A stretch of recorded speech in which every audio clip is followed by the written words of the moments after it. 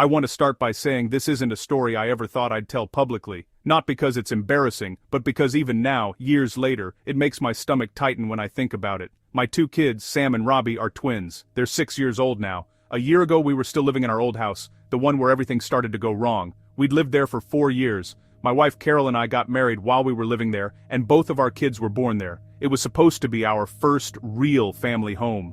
At the time, the neighborhood was changing, and not in a good way. More rentals, more people coming and going, more noise at night. Still, we had no plans to move. We'd invested too much into the place emotionally and financially. We thought we could ride it out. Our house sat on a corner lot. Behind us, on the intersecting road, there was another house mostly hidden by tall trees and thick bushes. We rarely saw those neighbors, if they were even there at all. To our right, though, lived a man named Steve. He'd moved in less than a year before everything happened. I'd only spoken to him a handful of times. Both conversations were brief and awkward. He had a heavy accent I couldn't place, and he never seemed interested in small talk. He wasn't openly hostile, but he definitely wasn't friendly either. Two of his upstairs windows overlooked our backyard. There wasn't much privacy, but I never thought much of it because I'd never once seen lights on in those rooms. I assumed they were storage rooms or guest bedrooms that went unused. That assumption turned out to be wrong. One afternoon during the summer, Sam and Robbie were playing in the backyard. They had their inflatable pool set up, along with water guns. I was outside doing yard work, mowing and trimming along the fence line.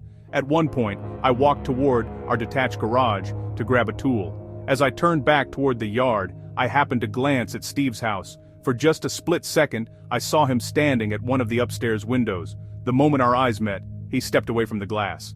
It wasn't dramatic, it was quick, but it stuck with me. I told myself it meant nothing. Maybe he was just passing by the room. Maybe he heard noise and looked out. I let it go. Later that evening, as the sun started to set, the kids went back outside to play again. It had been a brutally hot day, and they begged to use the pool one more time. Carol was in the kitchen making dinner, and I was helping her prep. That's when the laughter stopped. At first, I didn't notice. Silence isn't always alarming with kids, but then Robbie came running inside, wrapped in his towel, his face tight and confused. He said there was a flashing light coming from the neighbor's window. I followed him back outside and asked him to show me. He pointed to one of Steve's upstairs windows, the same one I'd seen earlier that day. He said there was a white light that kept flashing on and off. My stomach dropped. I asked both twins if it looked like a camera flash. They both said yes. I didn't hesitate after that. I told them to dry off and come inside immediately. I helped them towel off and brought them in, locking the back door behind us. I went straight to Carol and told her everything. She immediately assumed the worst, just like I did. She told me to go next door and knock on Steve's door. So I did. His car was in the driveway. The lights were on inside, but no matter how many times I knocked or rang the bell, he never answered. Eventually, I went back home. Carol was shaken. The fact that he didn't answer made everything the kids said feel more real, more believable. We couldn't prove anything, but the idea that someone might have been photographing our children made my skin crawl. Weeks passed. Things felt tense, but quiet. Then one night while Carol and I were in bed, we heard our side gate open and close, very quietly. Carol froze and asked me to check outside. I grabbed a flashlight and stepped into the backyard, turning on every light we had. I didn't find anyone, but I noticed something that bothered me. The lights in Steve's backyard were on. I walked to the fence and looked over. That's when he suddenly stepped up from the other side, so close that I nearly jumped out of my skin. He asked if I needed something. I asked if he'd seen anyone sneaking through our yard. I took the opportunity to ask him directly if he'd been watching our kids, or if he'd taken pictures of them while they were in the pool. His reaction was explosive. He acted deeply offended, raising his voice, yelling about accusations and disrespect. The reaction felt over the top, almost performative. Still, without proof, I didn't want to escalate things. I apologized and went back inside. Carol was furious. She said his reaction confirmed everything for her. A few weeks later, things escalated again. It was the middle of the night when Carol shook me awake. Before I could even ask what was wrong, I heard screaming coming from the kids' room. I ran downstairs. Robbie was awake, crying hysterically. His screams had woken Sam, who was now crying too. Robbie said there was someone outside the window. He said there was a flash. I felt my blood turn to ice. I asked what the person looked like. He said he didn't see their face. We brought both kids into our bedroom and let them sleep with us. The house felt wrong after that, too quiet. felt too still. I looked out our bedroom window toward Steve's house. And there he was, standing at the upstairs window that overlooked our backyard, watching. I lost it.